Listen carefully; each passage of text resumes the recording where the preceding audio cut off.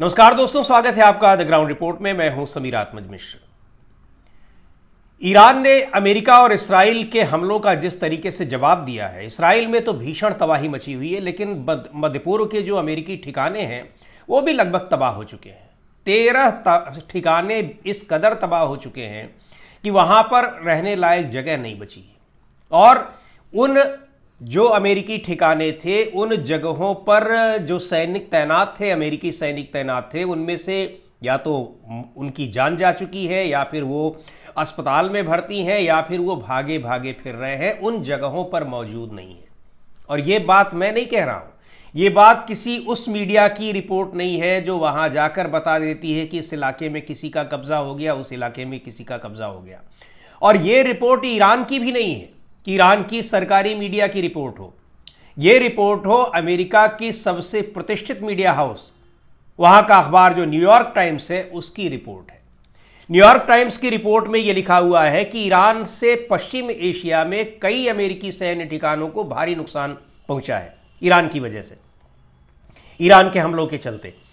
इसके चलते कई अमेरिकी सैनिकों को सैन्य ठिकानों को छोड़कर होटलों और दफ्तरों में छिपना पड़ रहा है, वहां जाकर उनको पनाह लेनी पड़ रही है। और कई अमेरिकी सैनिकों को आगे भी ईरानी हमलों का डर सता रहा है। यानी ऐसा नहीं है कि अगर वो उन अमेरिकी ठिकानों को तबाह कर चुके हैं तो वहां पर वो अब वहां हमले का कोई डर नहीं होगा। वहां ढूंढ ढूंढ कर अमेरिकी सैनिकों को, अमेरिकी जो साजो सामान है, अमेरिकी जो रिसोर्सेज हैं, उनको नष्ट किया जा रहा है। और कहा भी है, ईरान ने पहले धमकी, चेतावनी भी दी थी कि केवल ऐसा नहीं है। जब अमेरिका के राष्ट्रपति डोनाल्ड ट्रंप ने कहा कि आपके हम पावर प्रोजेक्ट्स को पूरी तरीके से तबाह कर देंगे, तो ईरान ने कहा था कि हम तो ढूंढ ढूंढ कर अमेरिकी ठिकानों पर हमले करेंगे और अमेरिकी सैनिकों की खैर नहीं होगी, क्योंकि उनसे ईरान को खतरा है।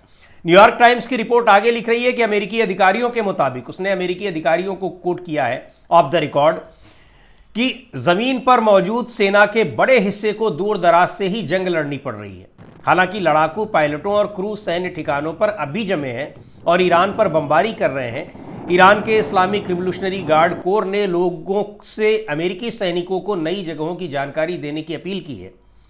अमेरिकी सैन्य अधिकारियों का कहना है कि खतरे के बावजूद पेंटागन युद्ध जारी रखने से पीछे नहीं हटेगा। अमेरिकी रक्षा मंत्री पीट हेग्सेथ ने कहा है कि ईरान के 7,000 से ज्यादा ठिकानों पर हमले किए गए हैं। हालांकि सैनिकों को अस्थायी जगहों पर भेजने से ट्रंप प्रशासन की तैयारियों पर सवाल खड़े हो रहे हैं। ये सारी बातें लिख रहा है न्यूयॉर्क टाइम्स अखबार, जो अमेरिका का बहुत ही प्रतिष्ठित, सबसे बड़ा मीडिया हाउस है, सबसे बड़ा अखबार है, वो लिख रहा है।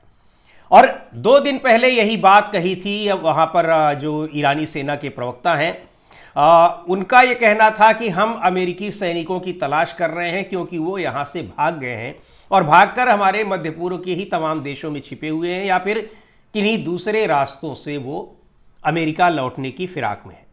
और उन्होंने कहा था कि जहाँ भी होंगे, उन्होंने अपने खाड़ी देशों से तमाम जो देश हैं उनसे अपील भी की कि अगर आपके यहाँ हो तो आप उनकी जानकारी दीजिए, क्योंकि हम इनको कहीं भी होंगे, इनको ढूंढ कर हम मारेंगे। क्योंकि इन सैनिकों ने, अमेरिकी सैनिकों ने, इस्राएली सैनिकों ने हमारे शीर्ष नेताओं को, सर्वोच्च धार्मिक नेता तक को मार दिया है।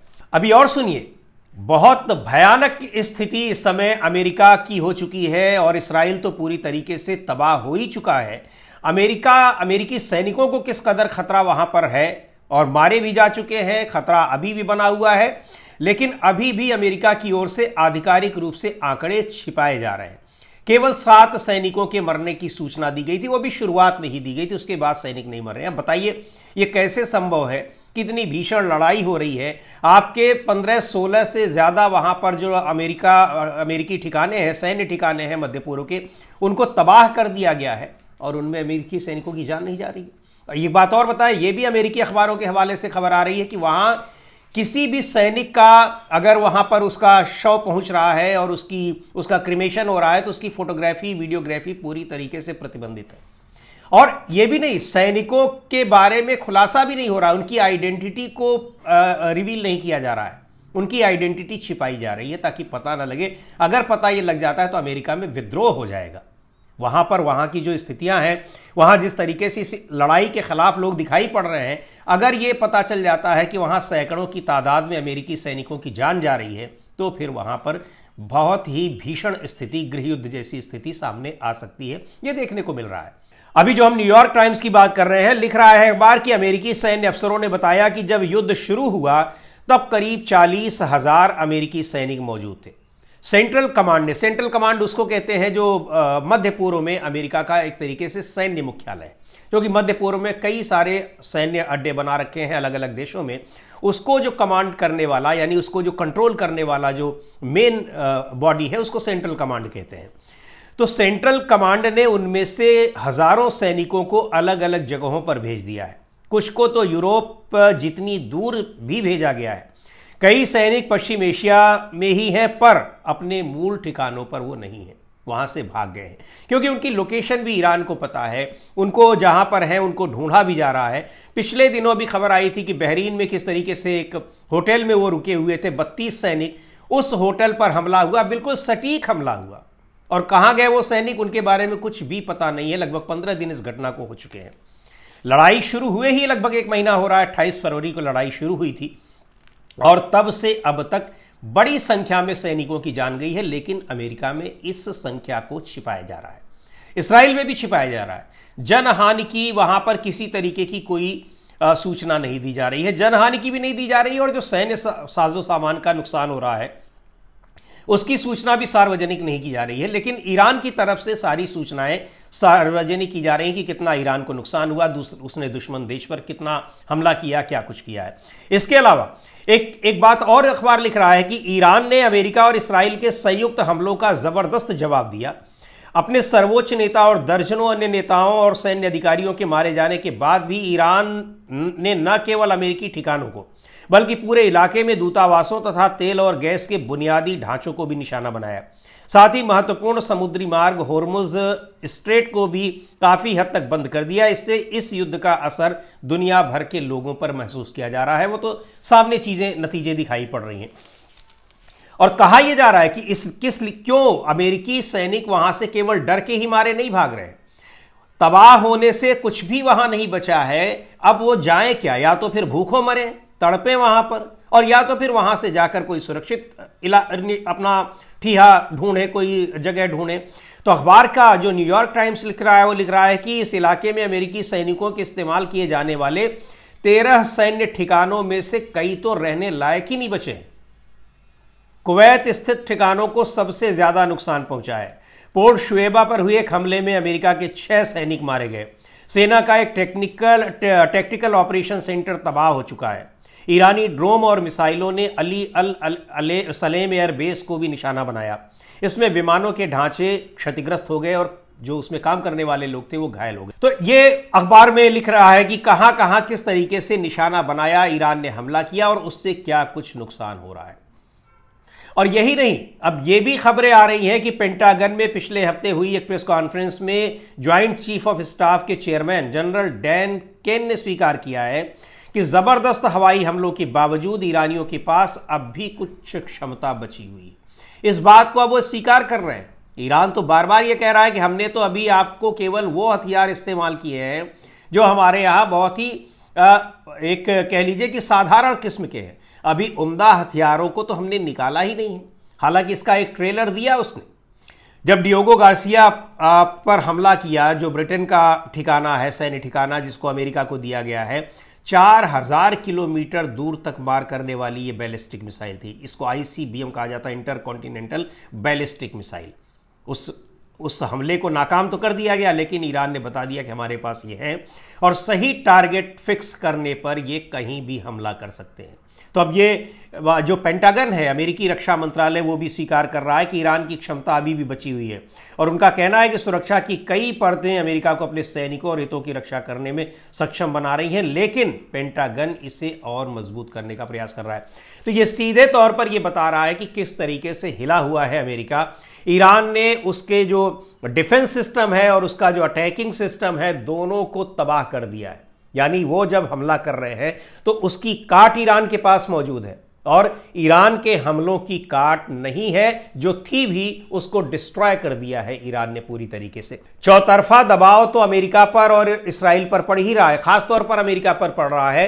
उस दबाव को लेकर और जिस तरह से ये जो सैन्य नुकसान हो रहा है, इन सब को देखते हुए अब इस लड़ाई को किसी भी तरीके से खत्म करने की स्थिति में अमेरिका आ गया है, उसकी मजबूरी बन गई है। एक और खबर बड़ी महत्वपूर्ण आ रही है कि अमेरिका के राष्ट्रपति डोनाल्ड ट्रंप एक बार फिर बैकफुट पर दिखाई पड़े हैं, अपने ही बयान को से पलट गए हैं वो।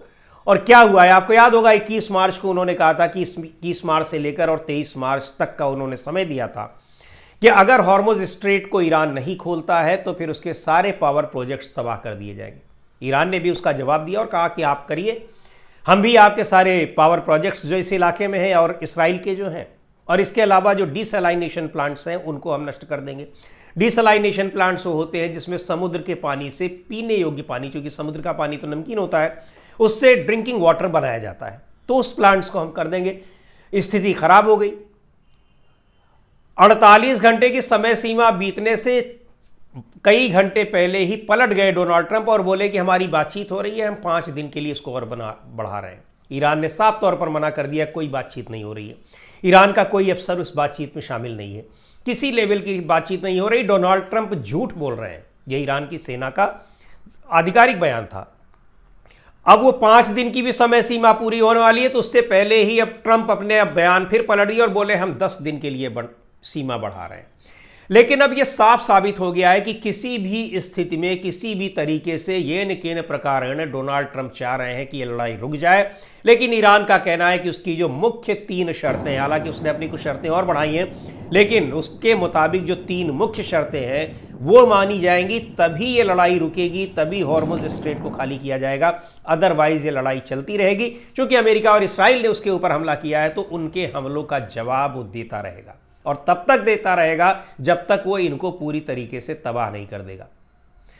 अब देखते हैं क्या कुछ होता है, लेकिन जो रिपोर्ट्स आ रही हैं और अमेरिकी मीडिया के जरिए ही रिपोर्ट्स आ रही हैं, वो बता रही हैं कि इस लड़ाई में इसराइल और अमेरिका की कितनी तबाही हुई है। जाहिर सी बात है ईरान में भी तबाही हुई है, 3000 से ज़्यादा तो उसके यहाँ सैनिक और आम लोग मारे गए हैं, जो आंकड़ा ईरान ने खुद दिया है।